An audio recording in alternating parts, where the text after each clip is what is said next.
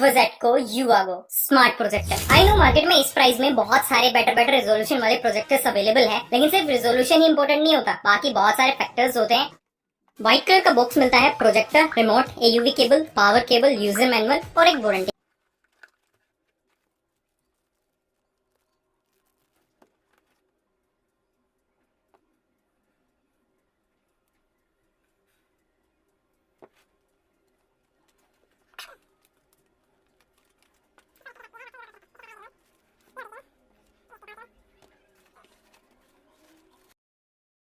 Maintenance के लिए हर 1.5 महीने में फिल्टर को साफ करना पड़ेगा, अदरवाइज ये ओवरहीट हो सकता है। पूरा व्हाइट कलर का प्रोजेक्टर है, ऊपर वोजेटको लिखा हुआ है, एक मैनुअल फोकस रिंग दी गई है, आगे लेंस है, बट इस पे कोई कवर नहीं दिया गया। ये मुझे थोड़ा सा डिमेरिट लगता है, मतलब नॉर्मली रखा रहेगा तब भी इस पे धूल जमेगा। साथ ही ये 180 डिग्री रोटेट कर सकता है, तो वॉल हो या फिर सीलिंग दोनों ही जगह शो एंजॉय कर पाओगे। बट ये स्टैंड माउंटेबल नहीं है, मतलब सिर्फ आप इसको एक फ्लैट सर्फेस पे रख सकते हो, किसी स्टैंड पे माउंट नहीं कर सकते। हालांकि इसका जो डिजाइन है वो इसको बहुत ज्यादा कॉम्पैक्ट और पोर्टेबल बना देता है, मतलब इजीली आप इसको कहीं पे भी रख सकते हो, इसको कैरी भी कहीं पे भी कर सकते हो। और साथ में ये एंड्रॉइड है, तो हर बार आपको इसे लैपटॉप या मोबाइल से कनेक्ट करने की जरूरत भी नहीं पड़ेगी। इसमें मैनुअल फोकस मिलता है, बट पर्सनली मुझे इलेक्ट्रॉनिक फोकस पसंद है, लेकिन मुझे तो कोई प्रोजेक्टर मिला नहीं जो इस प्राइस रेंज में इलेक्ट्रॉनिक फोकस दे रहा है। इन ऑटो की स्टॉल मिल जाता है जो कुछ हद तक अच्छे से काम करता है, बट पर्सनली मैं प्रेफर करता हूँ मैनुअली करोगे तो ज्यादा बेटर रहेगा। कोई भी प्रोजेक्टर की अगर आपको बेस्ट क्वालिटी लेना है ना, तो उसको डायरेक्ट ऐसी सरफेस पे लगाओ जिसमें आपको टिल्ट करने की जरूरत ही ना पड़े, की स्टोन एडजस्ट करने की जरूरत ही ना पड़े। जब उसको टिल्टेड पोजीशन में लगाते हो और फिर उसको की स्टोन से एडजस्ट करते हो स्क्रीन को, तो वहाँ पे ना क्वालिटी थोड़ी सी डाउनग्रेड होती ही होती है। ये ऑलमोस्ट हर प्रोजेक्टर के साथ ही है। सारा ही कंट्रोल पैनल इसके पीछे दिया गया है, एक 3 बोर्ड का स्पीकर है, power button, HDMI cable, aux port, USB port, power port और हाँ वेंटिलेशन के लिए फैन भी पीछे ही दिया गया है। तो इसके पीछे कुछ भी मत रखना, अदरवाइज ये ओवरहीट।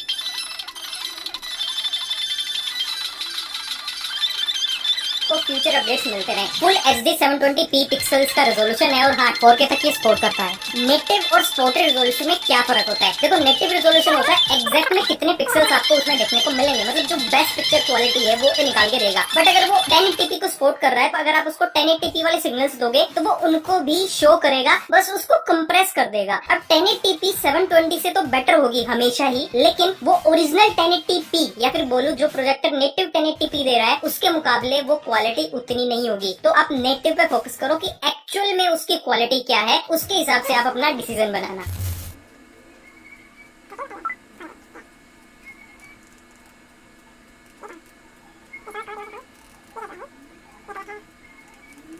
प्राइस रेंज में ना 720p के ही मोस्टली आपको सारे प्रोजेक्टर देखने को मिलेंगे। हाँ, बहुत सारे क्लेम करते हैं 4K तक सपोर्ट करते हैं, बट यकीन मानो वो उतना ज्यादा इफेक्टिव नहीं मिलेगा आपको। ये प्रोजेक्टर 200 इंच की स्क्रीन को प्रोजेक्ट कर सकता है, बट मैं तो सिर्फ 84 इंच ले पाया इंडोर में, और दूसरी दीवार पे तो सिर्फ 110 इंच तक ही जा पाया। बट मुझे लगता है 150 इंच डिसेंट इनफ है। जनरली हाउस होल्ड्स में ना 200 इंच की स्क्रीन बहुत रेयरेस्ट ऑफ रेयर है, किसी के घर में हो, अनटिल अनलेस उतनी बड़ी दीवार आपके पास नहीं है, तो 150 इंच डिसेंट अगर आपको मिल रहा है। अदरवाइज 100 इंच के आसपास ही हम सब चलाएंगे। मोस्ट इंपोर्टेंट, एंड्रॉइड 13 आता है जो इस प्राइस रेंज में और कोई भी ऑफर नहीं कर रहा। मतलब जो भी एंड्रॉइड है ना वो 9, 10, 11 है, बट ये 13 आता है। एक्सपीरियंस औरों के मुकाबले तो काफी स्मूथ है। हाँ, थोड़ा सा रैम कम होने की वजह से कहीं कहीं लैग हो जाता है, बट ओवरऑल एक्सपीरियंस स्मूथ देता है। नेटफ्लिक्स, अमेजॉन, क्रोम जैसी एप्स इसमें इस्तेमाल कर पाओगे। इवन इसमें प्ले स्टोर भी आता है, और हाँ इनका खुद का स्टोर भी आता है, जिससे आप बहुत सारे एप्स डाउनलोड कर सकते हो, एंटरटेनमेंट, न्यूज वगैरह, मूवीज वगैरह, गेम्स भी आपको देखने को मिल जाते हैं। मैंने कुछ गेम्स भी ट्राई किए हैं इसमें, और मेरा जो एक्सपीरियंस है वो महंगे कंसोल्स वाला तो नहीं है, बट हाँ इस प्राइस रेंज को देखते हुए एक डिसेंट एक्सपीरियंस मिल गया मुझे। एंड्रॉइड के लिए मीराकास्ट और iOS के लिए ट्रांसस्क्रीन ऐप मिलता है, जिससे आप वायरलेस स्क्रीन मिररिंग कर पाओगे। मीराकास्ट को ओपन करना है, अपने iOS में जाना है और वहाँ पे स्क्रीन मिररिंग के ऑप्शन में जस्ट अवेलेबल डिवाइस को एक बार टैप करना है, और आपका जो पूरा फोन स्क्रीन है वो डायरेक्ट प्रोजेक्ट होना शुरू हो जाएगी। बट याद रखना, दोनों डिवाइसेज है वो एक ही वाईफाई से कनेक्ट होने चाहिए, और हाँ कोर्स वाईफाई की स्पीड अच्छी होनी चाहिए, अदरवाइज अच्छे से काम नहीं करेगा।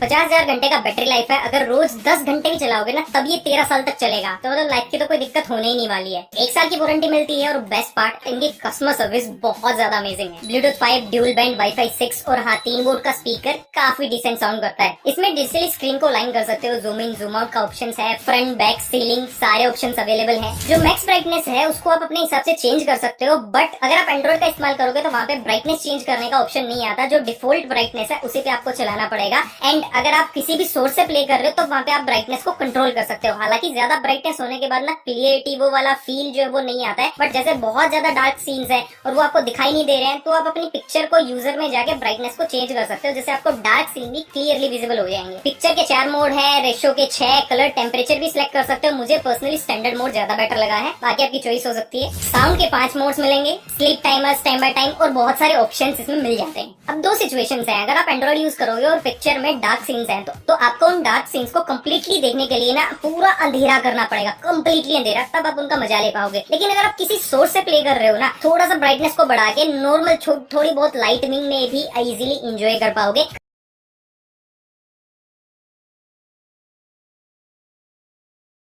एक लड़की थी दीवानी सी, एक लड़के पे वो मरती थी, नजरें झुक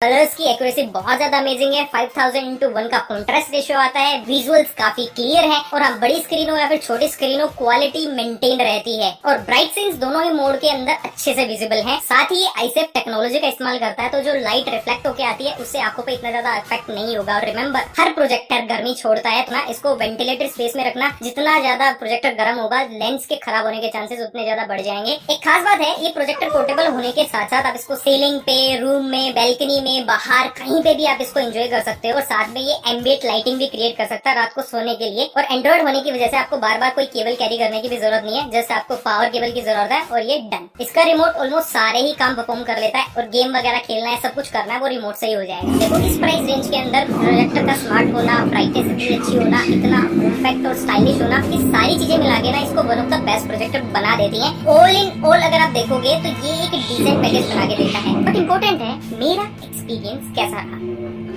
मेरा जो मूविंग वॉचिंग या कंटेंट वॉचिंग एक्सपीरियंस था वो अमेजिंग था। इसमें सबसे अमेजिंग चीज लगी कि कलर्स को एग्जैक्ट वैसा ही दिखाता है जैसा लैपटॉप में दिख रहा है। हालांकि थोड़ा सा डिले फैक्टर जरूर है, तो उसके लिए ना आपको स्पीकर भी इसी का इस्तेमाल करना पड़ेगा या फिर किसी एक्सटर्नल स्पीकर का इस्तेमाल कर सकते हो। और हाँ, ये स्पीकर काफी अमेजिंग है, इसका रिव्यू भी चैनल पे जाके चेकआउट कर सकते हो। थोड़ी सी लाइटिंग कंडीशन में सीन्स को देखने में थोड़ा सा इश्यू जरूर क्रिएट हुआ, बट अगर मैं कंप्लीट डार्क कर देता हूँ तो मुझे मजा आ जाता है। ये प्रोजेक्टर जो है बजट को देखते हुए, इसके एंड्रॉइड फीचर्स को देखते हुए, इसकी स्मूथनेस को देखते हुए अपने प्राइस को जस्टिफाई करता है। दैट्स व्हाई मैंने को ये प्रोजेक्टर बजट के अंदर बेस्ट लगा है।